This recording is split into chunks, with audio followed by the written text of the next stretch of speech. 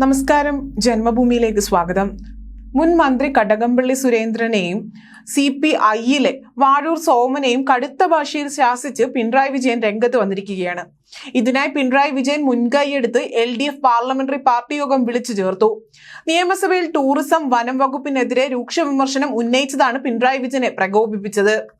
ആക്കുളം കായൽ പുനരുജ്ജീവന പദ്ധതിയും മറ്റ് പല ടൂറിസം പദ്ധതികളുമായി ബന്ധപ്പെട്ട് മുഖ്യമന്ത്രിയുടെ മരുമകൻ മുഹമ്മദ് റിയാസുമായി കടകംപള്ളി സുരേന്ദ്രൻ അസ്വാരസ്യത്തിലാണ്. പലതവണ ഇരുവരും ഒളിഞ്ഞും തെളിഞ്ഞും ഏറ്റുമുട്ടി കഴിഞ്ഞിരിക്കുകയാണ്. ഇതിനിടെയാണ് ആക്കുളം കായൽ പുനരുജ്ജീവന പദ്ധതി നീണ്ടുപോകുന്നതിൽ ടൂറിസം വകുപ്പിന്റെ ആലംഭാവം കടകംപള്ളി സുരേന്ദ്രൻ ചൂണ്ടിക്കാണിച്ചത്. കടകംപള്ളിയെ കൂടാതെ CPIM വാഴൂർ സോമനും സർക്കാരിനെതിരെ രംഗത്ത് വന്നിരിക്കുകയാണ്. കടകംപള്ളി മന്ത്രി PA മുഹമ്മദ് റിയാസിനെ ഉന്നമിട്ടപ്പോൾ വാഴൂർ സോമന്റെ ലക്ഷ്യം NCPയുടെ മന്ത്രി AK ശശീന്ദ്രനായിരുന്നു. വനം വകുപ്പ് ഉദ്യോഗസ്ഥരെ കൊണ്ട് വനാതിർത്തിയിൽ ഉള്ളവർക്ക് ജീവിക്കാൻ കഴിയാത്ത സാഹചര്യമാണ് എന്ന് വാഴൂർ സോമൻ തുറന്നടിച്ചത് പിണറായിയെ പ്രകോപിപ്പിച്ചു.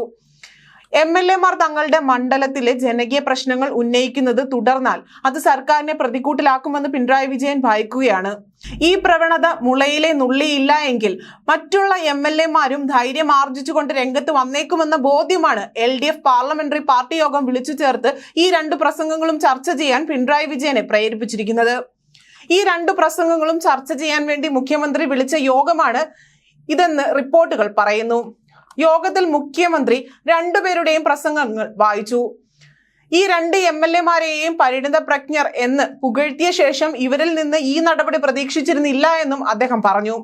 വിമർശനങ്ങളോ പരാതികളോ ഉണ്ടെങ്കിൽ അത് മന്ത്രിമാരോട് നേരിട്ട് പറയുന്നതിൽ തെറ്റില്ല. എന്നാൽ ഇതൊന്നും നിയമസഭയിൽ പൊതു ചർച്ചയ്ക്ക് വിധേയമാക്കുന്നത് ശരിയായ നടപടിയല്ല എന്നും അദ്ദേഹം പറഞ്ഞു. സഭയിലെ പ്രസംഗങ്ങളിൽ ആ ജാഗ്രത പാലിച്ചേ തീരൂ. ഈ രണ്ടുപേർ പ്രസംഗിച്ചത് കാണുമ്പോൾ എന്തുകൊണ്ട് തങ്ങൾക്കും ആയിക്കൂടാ എന്ന് മറ്റുള്ളവർക്കും തോന്നിയേക്കാം.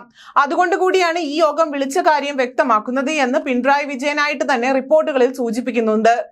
ലോക്സഭാ തിരഞ്ഞെടുപ്പിൽ LDF-ന് ഏറ്റ വമ്പൻ തിരിച്ചടിയെ തുടർന്ന് BJP ഉൾപ്പെടെ പ്രതിപക്ഷം കൂടുതൽ ആവേശത്തിലായ സാഹചര്യത്തിൽ കൂടുതൽ ശ്രദ്ധയും ജാഗ്രതയും ഓരോ MLA-മാരും പുലർത്തണമെന്നും മുഖ്യമന്ത്രി ആവശ്യപ്പെട്ടിട്ടുണ്ട്. LDF പാർലമെന്ററി പാർട്ടി യോഗത്തിൽ മുഖ്യമന്ത്രി മാത്രമാണ് പ്രസംഗിച്ചത്. കടകംപള്ളി സുരേന്ദ്രൻ യോഗത്തിന് ഉണ്ടായിരുന്നില്ല.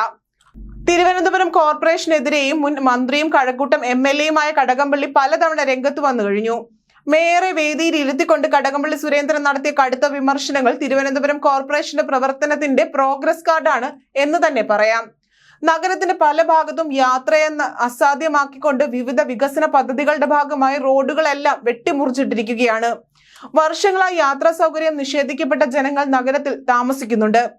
പൊട്ടിപ്പൊളിഞ്ഞു കിടക്കുന്ന റോഡുകൾ സഞ്ചാരയോഗ്യമാക്കേണ്ടതുണ്ട്. 2-3 പദ്ധതികൾ തലസ്ഥാന നഗരത്തെ വല്ലാതെ ശ്വാസം മുട്ടിക്കുന്നു. സ്മാർട്ട് സിറ്റിയുടെ ഭാഗമായി കഴിഞ്ഞ് കുറച്ച് വർഷങ്ങളായി നടന്നുകൊണ്ടിരിക്കുന്ന പദ്ധതികൾ വേണ്ടത്ര വേഗതയോടെ നടപ്പിലാക്കാൻ സാധിക്കുന്നില്ല എന്ന പോരായ്മയുണ്ടെന്നത് വാസ്തവമാണ്. പദ്ധതി നടപ്പിലാക്കുമ്പോൾ 2, 3, 4 വർഷമായി ജനങ്ങളെ തടവിലാക്കുന്ന സഞ്ചരിക്കുന്നതിൽ നിന്ന് തടസ്സപ്പെടുത്തുന്നതിനായുള്ള അവസ്ഥാവിശേഷം വരികയാണ്. ചില പദ്ധതികൾ തുടങ്ങി എവിടെയും എത്താത്ത സാഹചര്യമുണ്ട് എന്നും കടകംപള്ളി പറഞ്ഞു.